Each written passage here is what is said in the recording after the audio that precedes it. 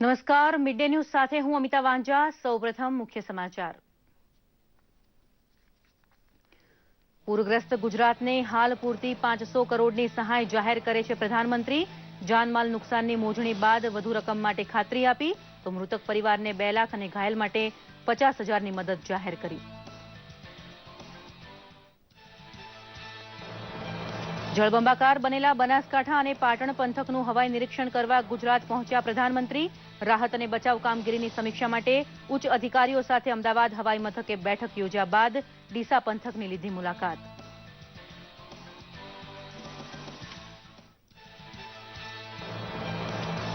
પાટણ બનાસકાંઠામાં પૂરના પાણી ઓસરતા અસરગ્રસ્ત ગામડે દવા, ખોરાક, પાણીનો જથ્થો પહોંચાડવાનો પડકાર ઉપાડવા સજ્જ બને છે તંત્ર।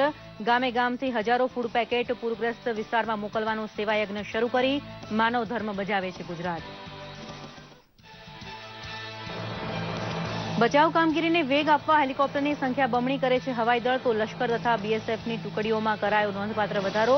ફૂડ પેકેટનો બંદોબસ્ત કરી માનવ ધર્મ બજાવે છે ગુજરાત।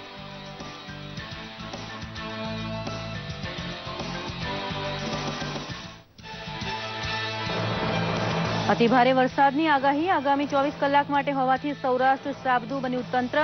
અમદાવાદમાં સાબરમતી 2 કાંઠે છલકાતા રિવરફ્રન્ટનો સડક વ્યવહાર બંધ કરાયો।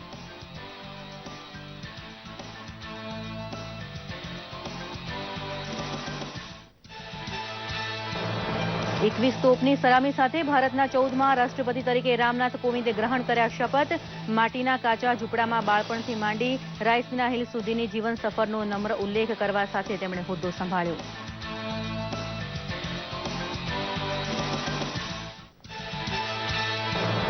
અને કારગિલ યુદ્ધ વિજય દિવસ નિમિત્તે જવાનોની બહાદુરી અને બલિદાનને દેશ વતી સલામ કરે છે પ્રધાનમંત્રી મોદી।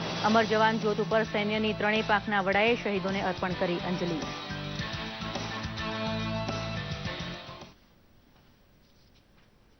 જોઈએ સમાચાર વિગતવાર। લોકસભામાં આજે પ્રશ્નોત્તરી કાળ દરમિયાન વિપક્ષના શોરબકોર વચ્ચે અધ્યક્ષ સુમિત્રા મહાજન સુચારુ રૂપથી કાર્યવાહી ચલાવી રહ્યા હતા। મહેસૂલના મુદ્દે વારંવાર વિક્ષેપ ઉભો થતા અધ્યક્ષ દ્વારા ગૃહની કાર્યવાહીમાં સહયોગ આપવાની અપીલને કેટલાક સભ્યો અવગણના કરી રહ્યા હતા ત્યારે વિદેશ મંત્રી સુષ્મા સ્વરાજ દરમિયાનગીરી કરીને સભ્યોને કાર્યવાહી ચાલવા દેવા માટે વિનંતી કરી હતી। કેટલાક સભ્યો વેલમાં આવવા ઊભા થતા હતા ત્યારે તેમને સ્થાન ઉપર બેસવા માટે વારંવાર વિનંતી કરાઈ હતી। આ હોબાળા વચ્ચે લોકસભાની कार्यवाही वारंवार राखवी पड़ी थी। मेरे उनके साथ थे, उन्होंने हूबहू वही बात कही कि एक्सेलेंसी हमारे पास ना कोई ठोस सबूत जिंदा होने का है, ना कोई ठोस सबूत मारे जाने का है और जिस अधिकारी की बात आपके विदेश मंत्री कर रहे हैं वो भी आज सर्टेन नहीं है क्योंकि 2016 के बाद उन्होंने कहा हमारा कोई संपर्क नहीं, उनके पास कोई सूचना 2016 के बाद की नहीं, इसलिए वो भी आज सर्टेन नहीं है कि वो जिंदा हैं या मर गए, लेकिन हम पूरी तरह से उनकी तलाश करेंगे। उन्होंने बाहर भी कहा we do not know whether they are alive और डेड, तो अखबार की सुर्खी आती है FM Iraq says they are not alive. He never said they are not alive. He રાજ્યસભામાં આજે ખેડૂતોને પ્રિવિલેજના મુદ્દે વિપક્ષ દ્વારા વારંવાર શોરબકોર કરી ગૃહની કાર્યવાહીને બાધિત કરવાનો પ્રયત્ન કરતા રાજ્યસભાની કાર્યવાહી પણ વારંવાર મુલતવી રાખવાની ગૃહના સભાપતિને ફરજ પડી હતી।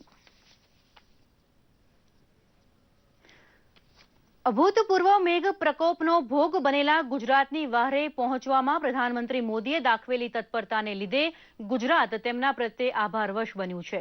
હવાઈ નિરીક્ષણ અને તંત્રની કામગીરીની સમીક્ષા બાદ તેમણે જાહેર કરેલી માતબર સહાય અને સાંત્વનાની વાત પ્રસ્તુત છે। બનાસકાંઠામાં વરસાદે વિરામ લેતા પૂરના પાણી ઓસરવા માંડતા એનડીઆરએફની ટીમ અને તંત્ર દ્વારા રાહતની કામગીરી તાબડતોબ। રાજ્યમાં સાર્વત્રિક વરસાદ ચાલુ છે। પાટણમાં વરસાદની સ્થિતિ અંગે માહિતી મેળવી અમારા દૂરદર્શન સંવાદદાતા ભરત ચૌધરી પાસેથી। જી ભરત, રાહત અને બચાવ કામગીરીમાં વહીવટી તંત્રની કામગીરી શું છે? જે અત્યારે વહીવટી તંત્રની કામગીરી પૂરપાટ ઝડપે આગળ વધી રહી છે। ખાસ કરીને એનડીઆરએફ અને જે આર્મીની ટીમ છે એની કામગીરી પ્રશંસનીય છે। વધુ 2 ટીમ એસઆરપીની પણ પાટણમાં જોડવામાં આવી છે। કુલ 8 ટીમ પાટણ જિલ્લામાં કામ કરી રહી છે, જેમાં 4 એનડીઆરએફની ટીમ, 2 આર્મી છે, 2 એસઆરપી છે। ખાસ કરીને અત્યારે હમણાં જ મળતા જે સમાચાર મુજબ ભૂખાંતર કામમાં અત્યારે રેસ્ક્યુની કામગીરી ચાલી રહી છે અને જે લીમ ગામડા છે ત્યાંથી 25 વ્યક્તિઓને એનડીઆરએફની ટીમે બચાવી લીધા છે। બીજા જે ખાખલ ગામ હતું ત્યાંથી 150 વ્યક્તિઓને રેસ્ક્યુ કર્યું છે. 134 વ્યક્તિઓને પાટણ અને બનાસકાંઠામાંથી એરલિફ્ટ કરવામાં આવી છે. જી, મને ટૂંકમાં કહી શકાય કે એનડીઆરએફની ટીમ સતત કામ કરી રહી છે અને જે રીતે તંત્ર તરફથી કે સેવાભાવી સંસ્થાઓ તરફથી અને ગામે ગામેથી ફૂડ પેકેટ હજારોની સંખ્યામાં બની રહ્યા છે અને પૂરગ્રસ્ત વિસ્તારોમાં પણ મોકલાઈ રહ્યા છે, તો આ ફૂડ પેકેટો પૂર અસરગ્રસ્ત લોકો સુધી પહોંચે તે માટે શું વ્યવસ્થા છે? જે ખાસ કરીને જે પાટણ રાધનપુર ધોરીમાર્ગ બંધ હતો તેમ છતાં કાલે છે એક મોટી ટર્બો ટ્રક લઈ અને 25,000 જેટલા ફૂડ પેકેટ રાધનપુર અને સમી ખાતે તંત્ર દ્વારા મોકલવામાં આવ્યા છે. અને એ સિવાય પણ જે અત્યારે મસાલી ગામ છે, કરસનગઢ છે, જોરાવટગઢ છે, બિસ્મિલ્લાગંજ, પેદાસપુરા, અમરાપુર, ઉંદરગઢા, લીંગીછાણા, ગોખાંતર, ગામડી, ગોચનાદ સહિતના જે બનાસના કાંઠે આવેલા ગામો છે ત્યાંનો જે સંપર્ક થઈ શકતો નથી ત્યાં એનડીઆરએફની ટીમ હોડીઓ મારફતે પહોંચી રહી છે અને લોકોને જીવ સતોસતની જે બાજી છે તેમાં જીવાડવાની કોશિશ કરી રહી છે. જી ભરત, ધન્યવાદ સમગ્ર માહિતી બદલ. અને હવે આપણી સાથે જોડાયા છે डेप्यूटी कमांडर एनडीआरएफ ना रणवीर मिश्रा जी.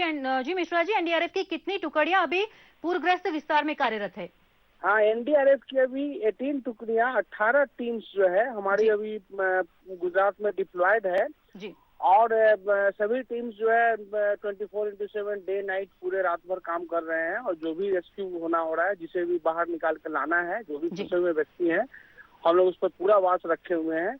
और डिस्ट्रिक्ट एडमिनिस्ट्रेशन के साथ हम लोग जैसे ही पता चलता है कि वहाँ पर अगर एक भी आदमी है या एक भी कोई लाइव स्टॉक्स है या कुछ भी मदद की जरूरत है, हम लोग यहाँ पर अपनी टुकड़ी के साथ इमीडिएट पहुँच रहे हैं और हम लोग उनको रेस्क्यू करके ला रहे हैं. जी मिश्रा जी, अभी तक कितने लोगों को बचाया गया है? अभी तक जो हम लोगों ने गुजरात में रेस्क्यू किया है जी 1163 लाइव हमने उनको रेस्क्यू किया है अभी तक.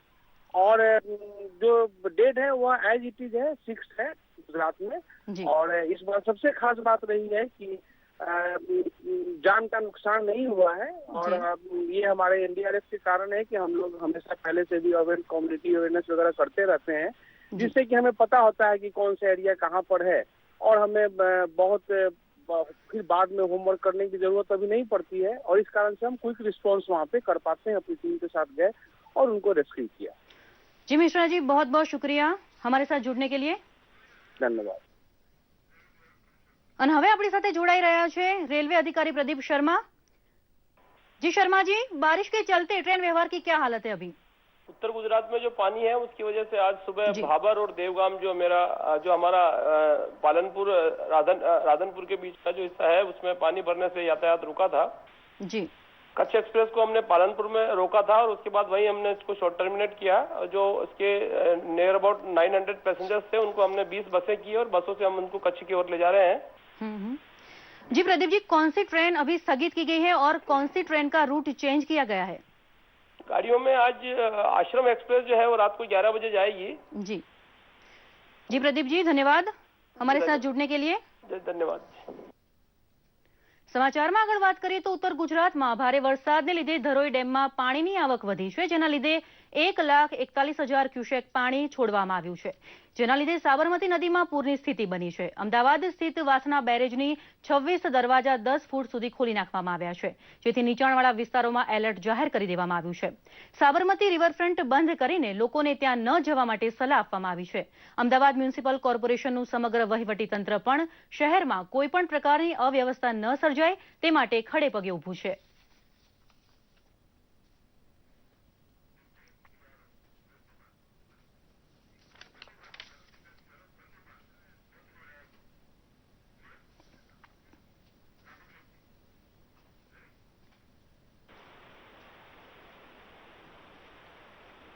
અને હાલ આપણી સાથે જોડાયા છે डिफेंस अधिकारी अभिषेक मतिमान जी. मतिमान जी, अभी सैन्य की टुकड़ी की बात करें तो कितनी सैन्य की टुकड़ी अभी बचाव काम में लगी हुई है? देखिए, मैं आपको बता देना चाहूंगा कि गोल्डन कलर डिवीजन हेडक्वार्टर जिनका अहमदाबाद में है, उनके जुरिस्डिक्शन में आने वाली तक 3 आर्मी कॉलम्स डिप्लॉयड थे फ्लड अफेक्टेड एरियाज में.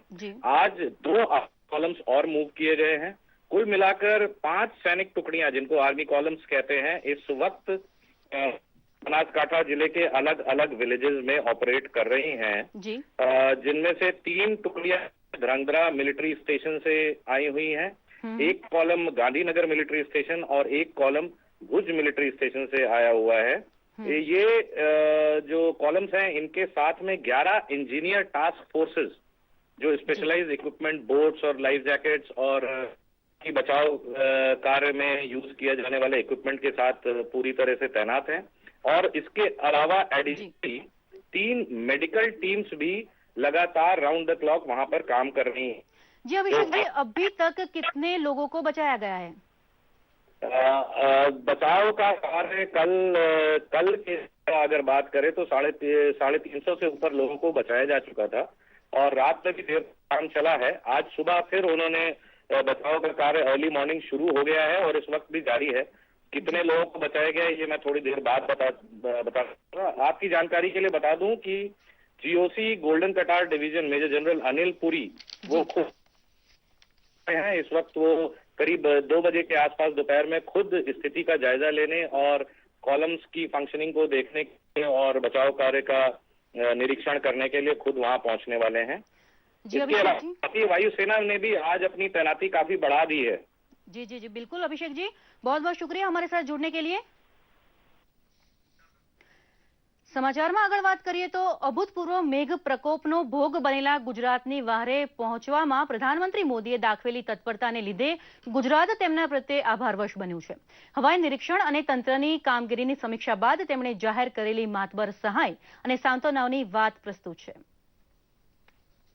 અભૂતપૂર્વ પૂર સંકટમાં ફસાયેલા ઉત્તર ગુજરાતને મદદરૂપ બનવાની ભાવના સાથે પ્રધાનમંત્રી મોદી તાબડતોબ હવાઈ દળના વિમાન દ્વારા અમદાવાદ પહોંચ્યા હતા અને હવાઈ મથકે યોજાયેલી અત્યંત મહત્વની બેઠકમાં અતિવૃષ્ટિ તથા પૂર સંકટની વિગતોથી વાકેફ થયા હતા।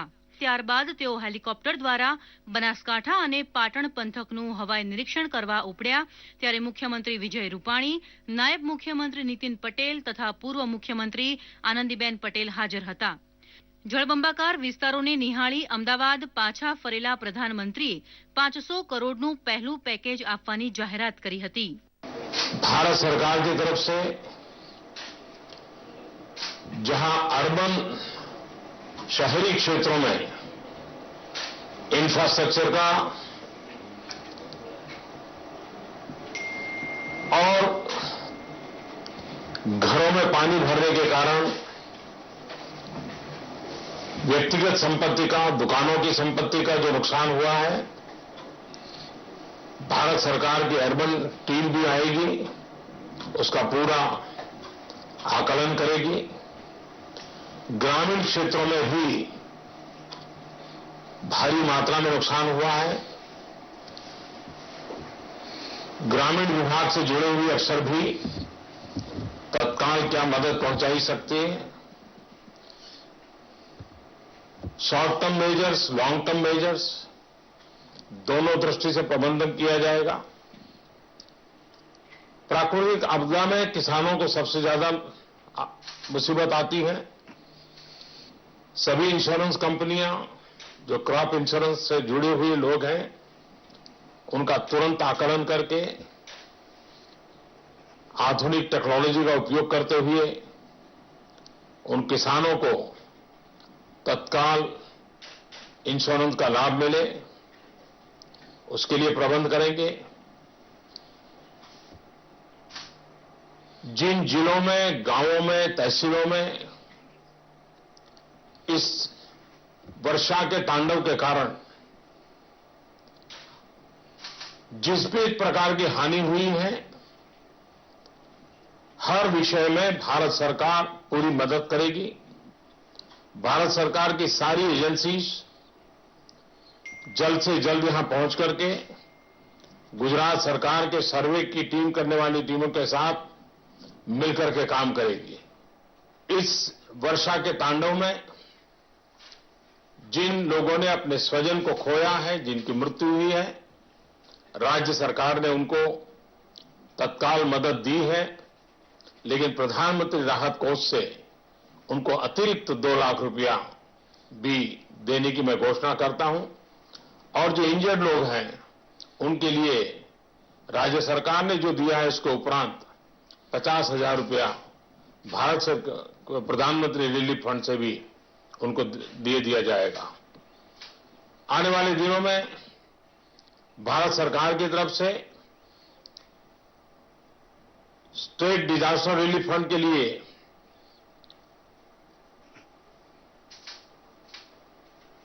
₹500 करोड़ से भी ज्यादा तत्काल मुहैया करा दिया जाएगा और सर्वे करने के बाद जो भी आवश्यकता होगी उस आवश्यकताओं को भारत सरकार तत्काल परिपूर्ण करेगी।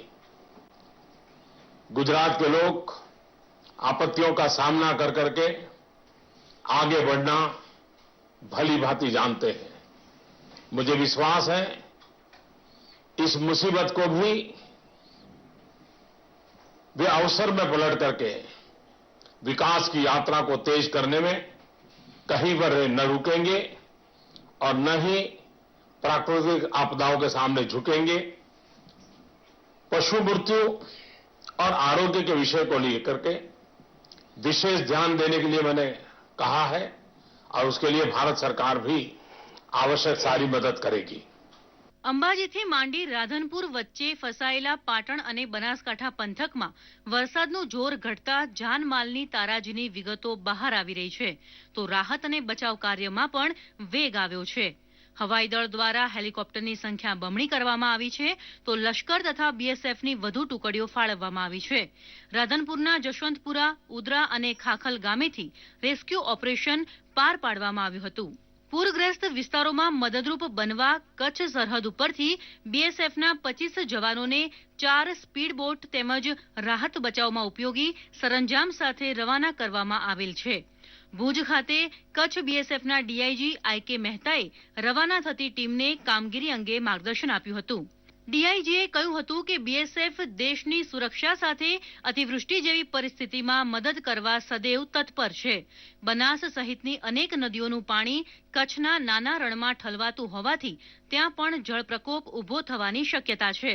ये हमारी यहाँ पर जितनी भी ये बोट्स हैं, स्पीड बोट्स हैं, डबल इंजन की हैं और सिंगल इंजन की हैं और भी गाड़ियाँ हैं। रेस्क्यू के लिए हमारे सारे लड़के जा रहे हैं। ये पाटन डिस्ट्रिक्ट में जा रहे हैं, राधनपुर में, और हो सकता है कुछ लोग जो है बनासकांठा डिस्ट्रिक्ट में जाएं, जहाँ पर ये प्रॉब्लम्स अभी हैं। हमारे सारे जवान वहाँ जा रहे हैं और कोशिश ये कर रहे हैं कि हम ज्यादा से ज्यादा रेस्क्यू ऑपरेशन करें।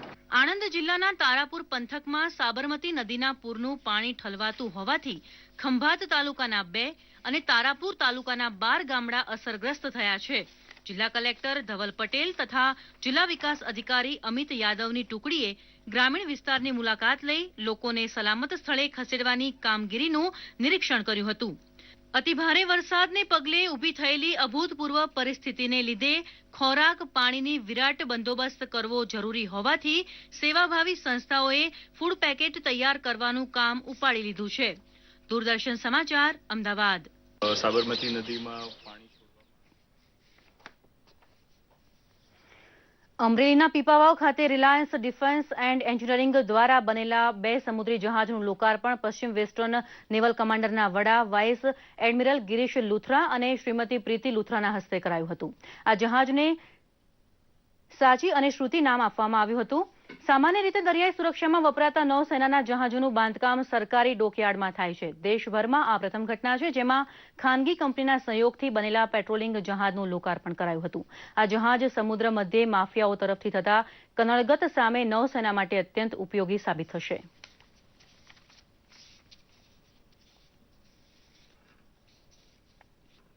ગુજરાત રાજ્યમાંથી કોંગ્રેસના નેતા અહેમદ પટેલે રાજ્યસભાના સભ્ય તરીકે આજે ઉમેદવારીપત્ર ભર્યું હતું। રાજ્યસભાની ચૂંટણી પહેલા શંકરસિંહ વાઘેલાએ વિધાનસભા વિપક્ષના નેતા તેમજ ધારાસભ્ય પદેથી રાજીનામું ધરી દેતા કોંગ્રેસના રાજ્યસભાના ઉમેદવાર અહેમદ પટેલ માટે પુનઃ ચૂંટાઈ આવવાનો માર્ગ થોડો કઠિન બન્યો છે। રાષ્ટ્રપતિની ચૂંટણીમાં ક્રોસ વોટિંગ થયા બાદ કોંગ્રેસ રાજ્યસભાની ચૂંટણીમાં કોઈ ચાન્સ લેવા માંગતી નથી। કોંગ્રેસ આ ચૂંટણી જીતવા એડી ચૂંટીનું જોર લગાવશે।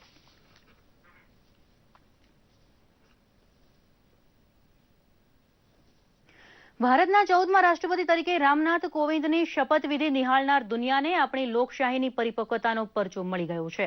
કાનપુર પાસેના નાના ગામડે ગાર માટીના કાચા ઝૂંપડામાં બાળપણ વીત્યું હોય તેવા વિરલાને સર્વોચ્ચ પદ ઉપર સેવા કરવાની તક મળે તેને લોકશાહીનો પ્રતાપ ગણવો પડે।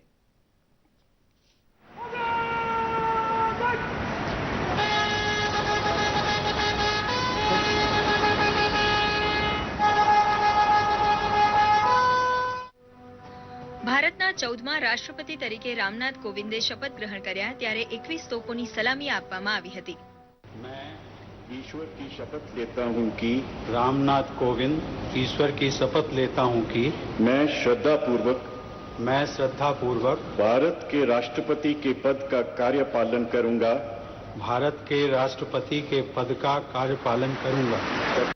ભારતના મુખ્ય ન્યાયાધીશ જે.એસ. ખેર દ્વારા તેમને સંસદના સેન્ટ્રલ હોલમાં શપથ લેવડાવવામાં આવ્યા ત્યારે નિવૃત્ત થતા રાષ્ટ્રપતિ પ્રણવ મુખર્જી, ઉપરાષ્ટ્રપતિ ડોક્ટર હમીદ અંસારી, લોકસભા અધ્યક્ષ સુમિત્રા મહાજન, પ્રધાનમંત્રી નરેન્દ્ર મોદી, પૂર્વ પ્રધાનમંત્રી ડોક્ટર મનમોહન સિંહ તથા એચ.ડી. દેવેગૌડા, ભાજપ પ્રમુખ અમિત શાહ, કોંગ્રેસ प्रमुख सोनिया गांधी हाजिर હતા. मुझे भारत के राष्ट्रपति पद का दायित्व सौंपने के लिए मैं आप सभी का हृदय से आभार व्यक्त करता हूं.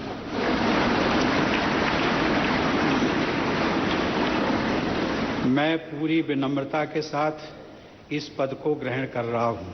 मैं इस महान राष्ट्र के 125 करोड़ नागरिकों को नमन करता हूं और उन्होंने मुझ पर जो विश्वास जताया है उस पर खरा उतरने का मैं वचन देता हूं.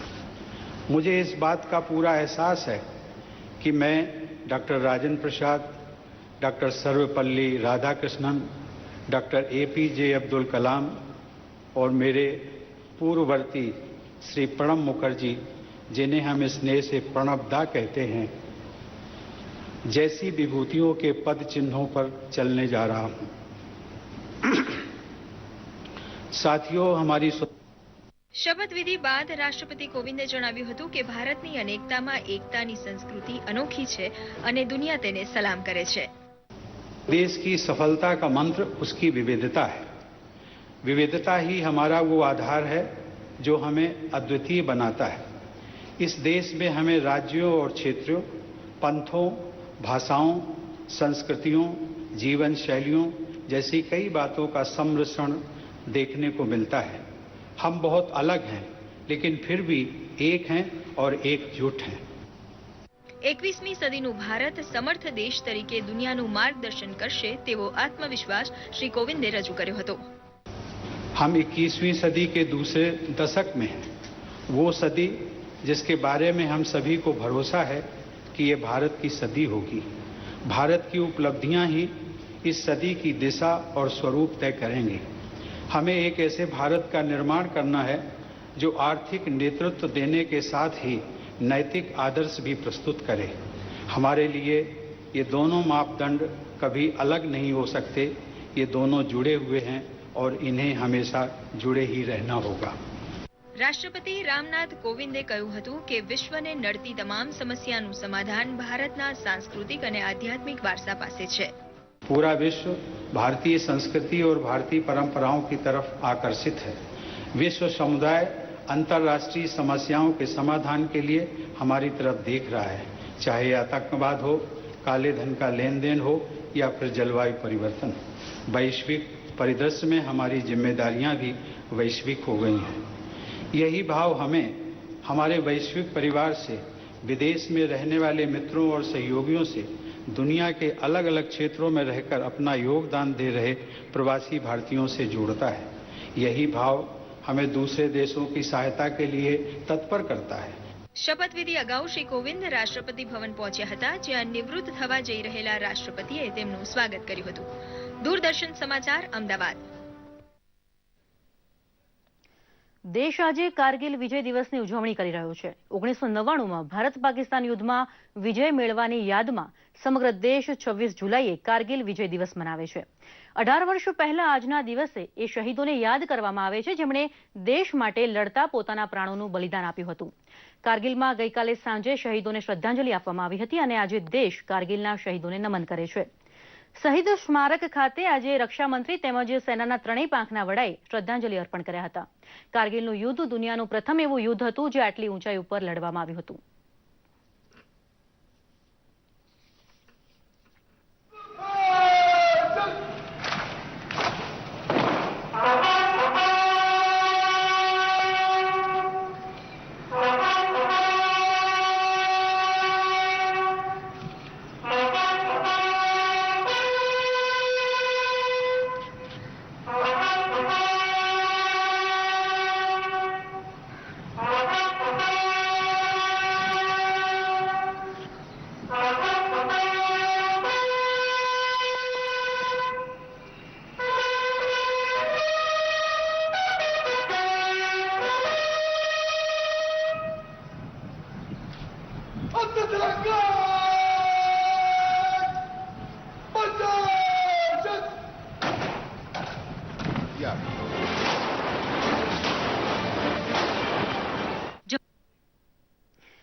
વાત સોશિયલ મીડિયાની, તો આજે સોશિયલ મીડિયામાં કારગિલ વિજય દિવસ ખૂબ ટ્રેન્ડ કરી રહ્યો છે, જેમાં પીએમનું ટ્વીટ ખૂબ લાઇક થયું છે. તો શ્રાવણ માસમાં રાજસ્થાનના કોટામાં 625 શિવલિંગ ધરાવતો શિવપુરી ધામનો અદ્ભુત વિડીયો યુટ્યુબ ઉપર ખૂબ જોવાઈ રહ્યો છે. જોઈએ સોશિયલ મીડિયાનો આજનો ટ્રેન્ડ.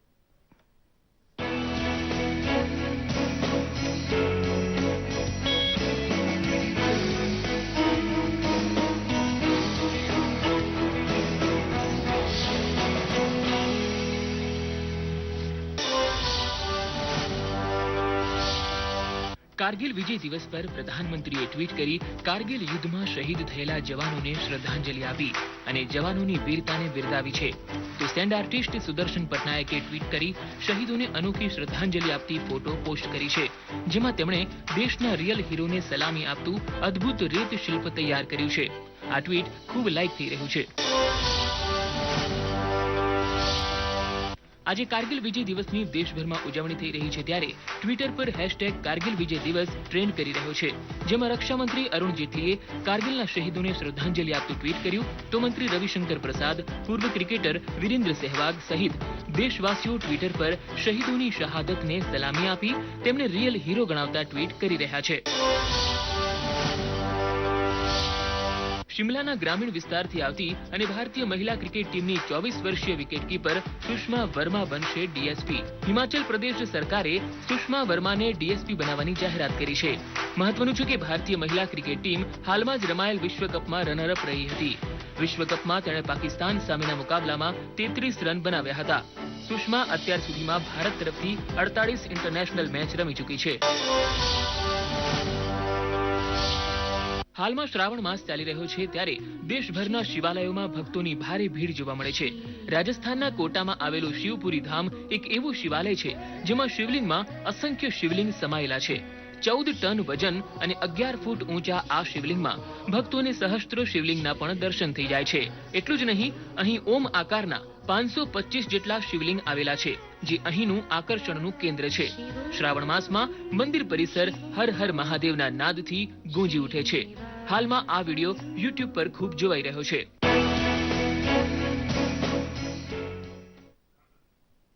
આ સાથે આ સમાચાર અહીં પૂરા થાય છે. નમસ્કાર.